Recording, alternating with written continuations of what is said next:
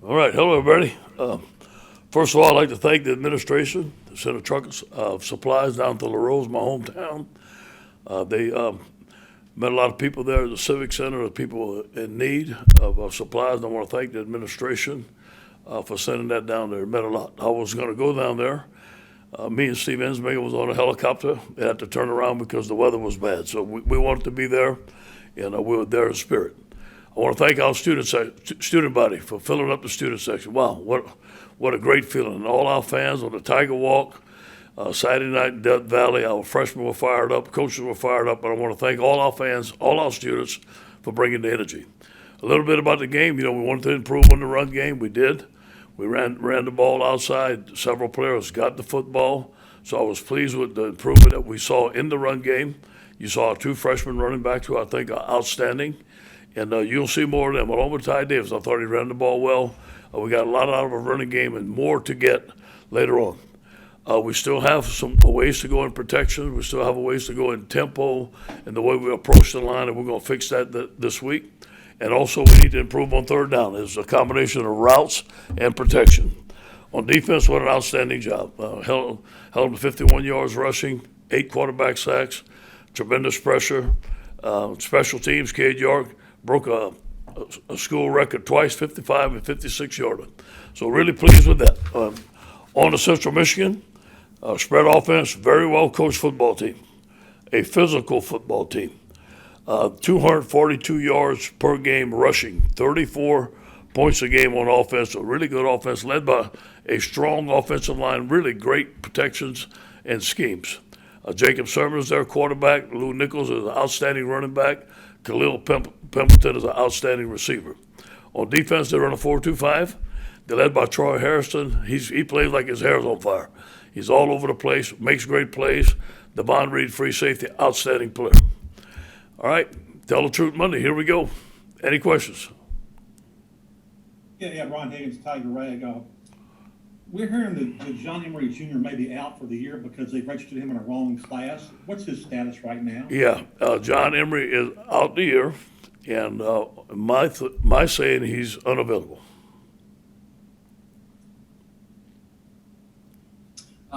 Hey, Coach, Jared from TigerDetails.com. I was going to ask about John as well as status updates on Armani Goodwin and Trey Bradford in that backfield. It seems like a lot of shuffling potentially. Yeah, I do believe that Armani Goodwin's questionable for this week, and it's a shame because I think he's an outstanding running back. Trey Bradford, as I know, will be eligible for the game. We have to see how the week goes, and hopefully we can play him this week.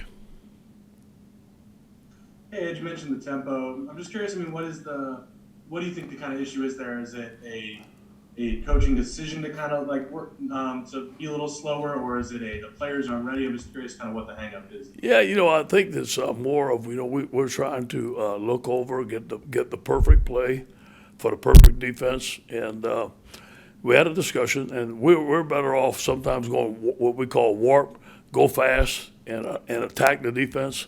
And we're going to practice that this week. Ed Daniels in New Orleans. Do you think, I know Goodwin, it looked like he turned his ankle, but him and Kiner give you a little bit of that burst that maybe they can make something happen when holes aren't there, and because of that, do you think that warrants more playing time for both of those guys at some point? Yeah, I do believe that they need to touch the ball more. And that's the same thing, Ed, I saw in camp. Those guys are dynamite, man.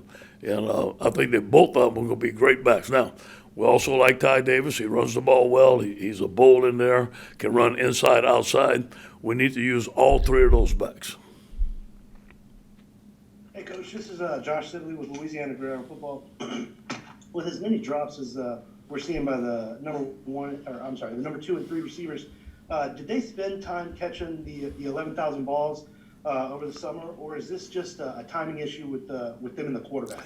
Every one of them caught 10,000 balls, and they did it. And we had the fewest drops we had ever since I've been here. We registered those drops in any camp we've been in. So that came to me as a surprise. So we're going to go back to the fundamentals, go back to see why they're dropping the ball. Some of them were right on the money. It's their eyes, their hands, what they're doing with their technique, and we'll go back to technique and also catching balls after practice on the jugs machine.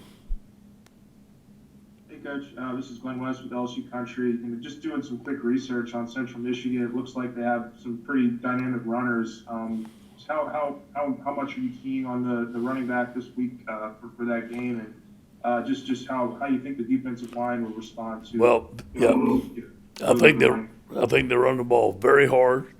I think they make yards after contact. They hardly go down on first contact. From the games I saw limited film this morning.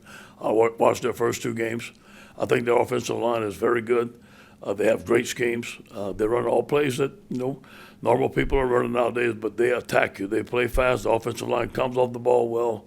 Good zone scheme, and the running back run the ball very low and hard. Hey, Coach O, Garland Gillen, Fox 8 in New Orleans. When you recruited Mason Smith, you knew he was one of the top players in the country. You told us this summer that he was going to contribute right away. What did the film say about his 3-sack performance against McNeese State? Outstanding. He had a little arm over. I thought he rushed the passer very well against UCLA. He had some great moves in there. And we're using him on third down now. He's getting better against the run. He has a minor injury that, he's still playing with, but he's got some bumps and bruises. But the guy is a monster. Cody told me, he said, Daddy, when my eyes came up, all I saw was number 0 every time. So. Hey Ed, Adam Hunsucker. With the with the offensive line kind of being in flux right now due to some injuries, what are the status of the 3 guys you're missing up there? Do you expect to have them back this week? Yeah, I expect to get Jason Hines back for sure. Austin Dexter, maybe. We have to see how the week goes on. And Cam Wire is out for the game.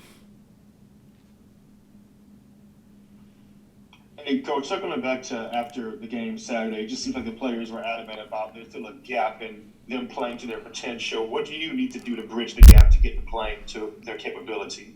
Well, I think practicing, scheme, coaching better. I do believe that we have the athletes on offense that can go. It all starts with protection first. That's mainly where our breakdowns have been. Now, the wide receivers missed a couple of balls, but those guys are fantastic. I do believe that we can get the ball to our playmakers better in space and let them play. And hopefully we can make some improvement out this week. And whenever you get to Central Michigan this weekend, is there a plan to get Garrett Nussmeier snaps in the game as well? We'll see. We'll see how the weeks go by. I thought Garrett did well. Max is our starting quarterback. I thought he did some good things under some tough circumstances sometimes, but he did a great job. Garrett brought a spark to us. I like Garrett. If I can play him, I'll play him. Hey, Ed, Wilson Alexander from The Advocate. When it comes to tempo, is that something that you kind of have to just make happen, or do you have to be having positive yardage in order to play fast? Well, both. Both, obviously. You got to make it happen. I think that we had a discussion this morning, and we looked at some things that we've done in the past, how we done it. We're going to practice it better. We're going to have a session of tempo every week, every day this week, and we're going to push it more. Hey, Coach, good morning. Can the communication be improved between compliance and you guys in terms of things like John Emery, or people are wondering how did that happen, Well, I think compliance, I think that academics do a great job of communicating with us. We meet with academics every week. So that's all I'm going to say about that, but I think they do a great job. Hey, Ed, we talked to Cade, of course, after the game, and obviously he had a tremendous game.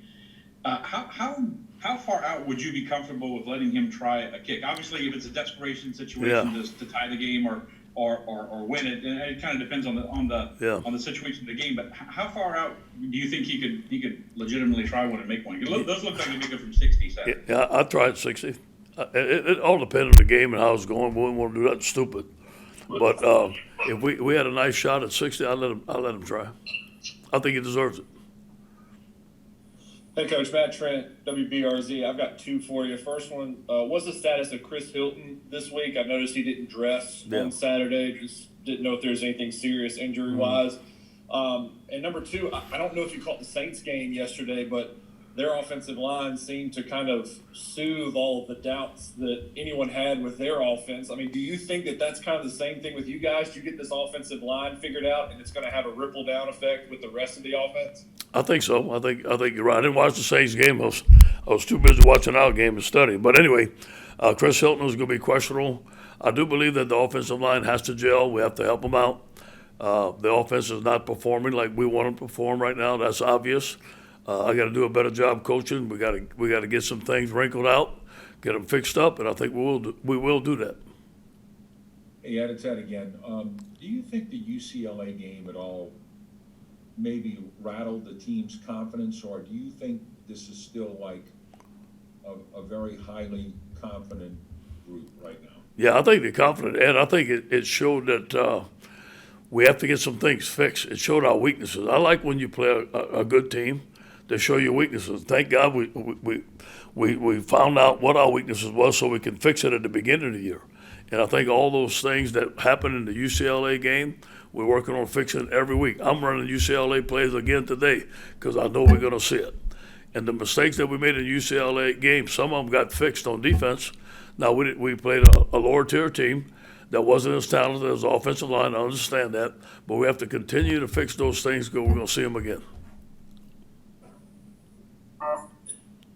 Hey, Coach, it's Michael Cobble. Right around the corner from you here. I was just curious about two things. The check with me, you talked about tempo earlier. Yeah. Is that something that you guys can eliminate? Because it does seem to be stifling, the tempo and the flow of the offense. Yeah, we're gonna minimize the check with me's. I can't give them a whole game plan, but you know what? It does give the defense a chance to change their defense. We've been checking with me, and they have changed their defense almost every time. So we have to look at it. We have some mechanisms which we're going to put in this week to fix that. And my other question was, so many guys in street clothes this week made me think that maybe, it was an issue, and you don't necessarily need to address what the issue is, but is it correctable? Is it a one-time thing, or will you be able to? Is it going to be like that, for a Central Michigan game? As far as the guys most of the guys on that didn't play were for injuries. Most of them, not all of them. And some of them will get back this week, some of them were not. Now, John is unavailable all year. He's the only one right now that's unavailable all year.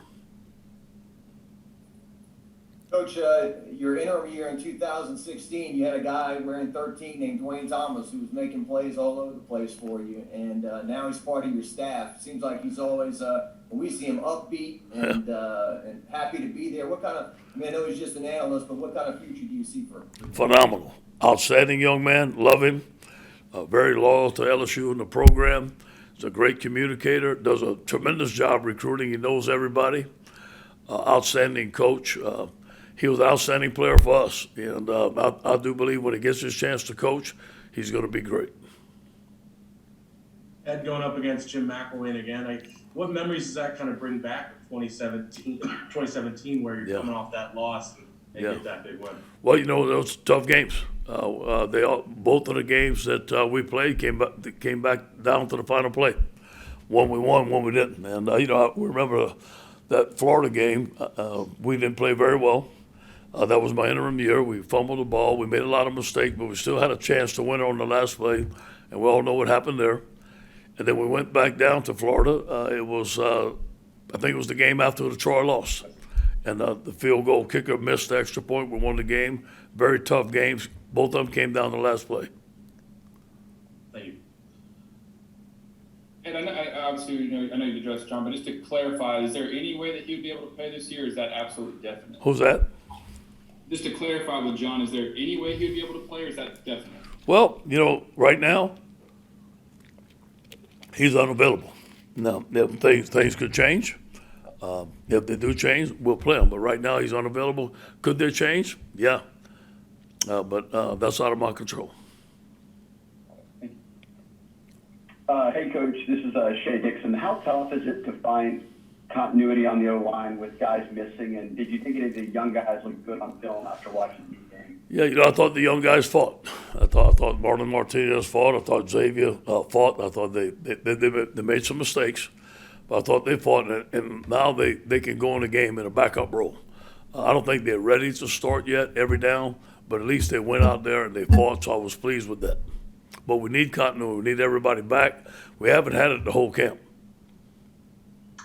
Hey, Coach. Yeah, I guess with Armani Goodwin, we saw him go out last week, and I think you guys said he's probably going to be okay. Do you expect him to suit up this week? And then also wanted to ask about Kavontre Bradford and his status for this weekend. Yeah. I don't think we're going to have Armani this week. He's questionable.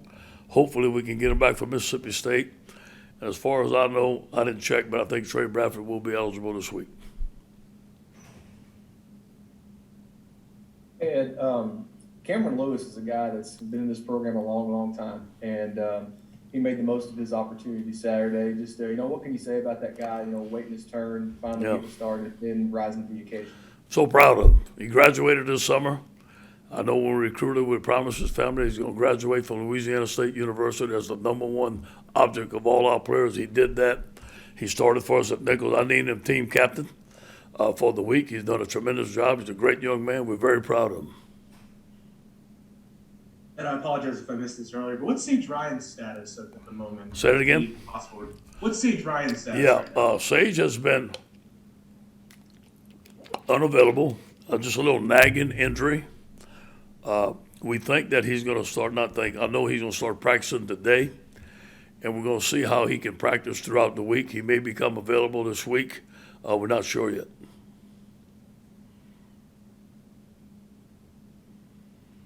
Hey, Coach Jared again. You mentioned Mason Smith earlier. He and Jaquelin Roy both seem like they've really started the season strong. What can you say about the performance of those two, particularly when they're together in the middle? Yeah, proud of them. Recruited both of them. It was a hard battle. Both of them from the state of Louisiana. They decided to fight for Louisiana. I love them. They're both great young men. Jaquelin Roy has gotten in good shape. He's learned how to play at this level. He's a dominant force inside, big physical guy, LSU defensive lineman. Mason had no problem adjusting. He's done a tremendous job. He's a great pass rusher. He needs to work on his run defense a little bit more. Both of them will be outstanding players.